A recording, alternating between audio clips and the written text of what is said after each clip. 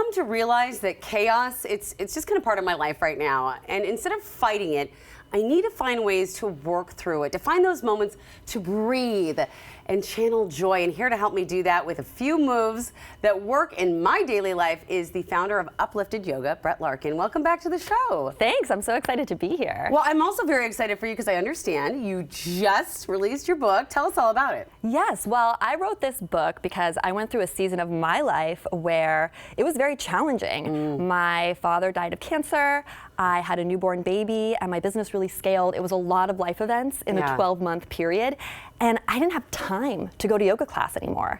I couldn't even do the yoga that I was teaching other people online. That's how little time I had. And it was so humbling, and that's when I knew something had to change and why I wrote this book. So what can people get from the book?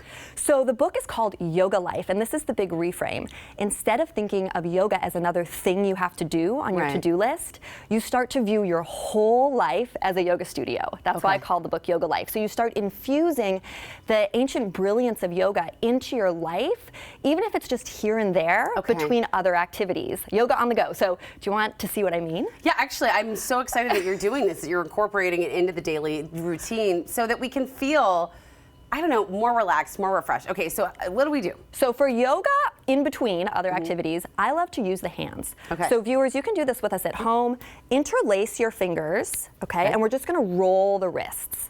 So this right away is soothing for the nervous system. You can take a couple deep breaths here. And then we're all texting and typing too much. So take your left hand, palm up. And we're gonna pull the thumb back. This is gonna stretch the fascia in the hands. Under, you put your hand underneath. You gotta go under, and pull the thumb back. Feel that stretch. Now pull your index finger back. Now here's the super secret special trick. Take your thumb to touch the other 3 fingers. Feel those stretches, and now let's pull the middle finger back and do the same thing. By the way, I did not realize how tight my pointer finger is. This is you're gonna feel all sorts of things you've never felt in your hand before. You could slow this down. I like to do this under the desk during Zoom meetings. So very adaptable. Here's my next yoga habit. This one has to do with the breath. Because people tend to think yoga is about these fancy pretzel postures. And it's not. It's about recalibrating your nervous system through your breath. So you can ask yourself throughout the day, am I breathing fast or slow? Am I breathing in my chest or in my belly? The way I like to teach this to my students is to take one hand and place it on your belly, so on your navel. And then as you inhale, I want you to think of energy moving down your body so your belly puffs out and you send your hand forward. Perfect. Exhale, draw your navel back into your spine. Do that one more time. Viewers, do this with us too. Inhale so that your hand on your belly moves forward, puff the belly out. Exhale, draw your navel back into your spine. Does it feel a little awkward or? Okay, yeah, so this is where I always struggle with yoga. It's because when I want to inhale, I feel like I want to push it in. Why is it opposite? So that is because all of us are trained in this habitual stress response where, especially as women, we suck it in habitually, right?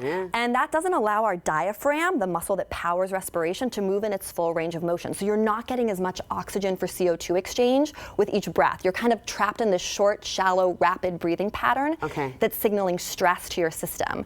So when we try to breathe in this way, even though it feels awkward, this is the anatomically beneficial way to breathe. So hand on belly, and you think of breathing down, puffing the belly out. It's going to signal safety to your nervous system. It's so crazy because when we were just doing that, I felt my shoulders lowering and lessening. So can we do it again? Because if you all didn't do it, let's all do it together. Come on, just take a minute. All right, let's try it. It feels awkward. Hand on belly. Hand on belly. Inhale, think of energy moving down and puff your belly out so your hand moves forward. And exhale, draw your navel back. A great way you could practice this too is at night, lying down on your bed, put a book, you put my book on your belly, and have your belly move up and down with the book or whatever's on your belly. Yeah, you're really doing it now. That looks great. I really, really have to say it seems so counterintuitive, but when you do it, it feels great. The other issue is that I feel like when I'm in a move and I'm doing this and then I'm forgetting to breathe. What is your best advice on when you're so sometimes that feels like I'm in downward dog or something. I'm moving to like, when do I breathe? Well, so you usually inhale when you're moving your chest forward or opening the spine, and exhale when you're rounding the spine. Okay. But I always say less is more. Like just keep the posture simple, like lying down and just doing that breathing exercise can be hugely powerful. Okay. I want to teach you one more yoga habit. This one's really easy. Okay. Take your feet a little wider than hip width apart. Okay. Micro bend the knees. Okay, if you want, you can take your hands to your hips. Okay.